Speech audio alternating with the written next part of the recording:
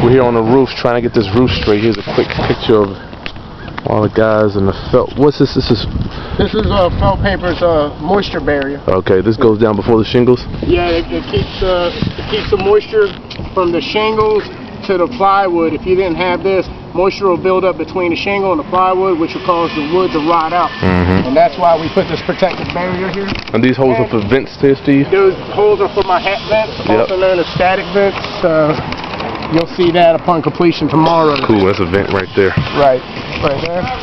Right here, what I assume happened is the people that installed this room addition, they just did a poor job as far as making sure there was no moisture barrier or their drip edge was improperly put down.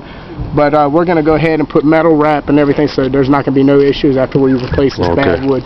As far as what we have here, this is where the chimney used to be, and we just got to do some reframing. And as you can see, the only area that's bad is right here where the sheetrock, which we're going to cut out that bad sheetrock and replace that. Cool. We're going to run our new, see the top plates are still good. Still not far?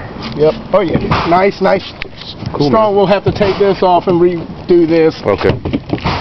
And this is what you've that'll be addressed tomorrow. Okay. So.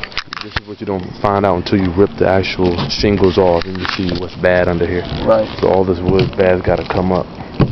Be careful, because I already made a cut of it. Okay, yeah, I see it. All this got to be ripped up and taped with plywood. The shingles and this will have a brand new roof tomorrow. So. Cool. You can see they already did the front.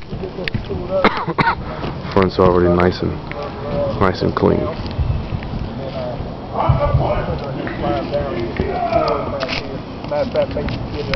And your vents go there in those little holes there. The vent hole, we got 5 of them up there. Here are your vents here. They just fit right on top of the roof. Okay guys.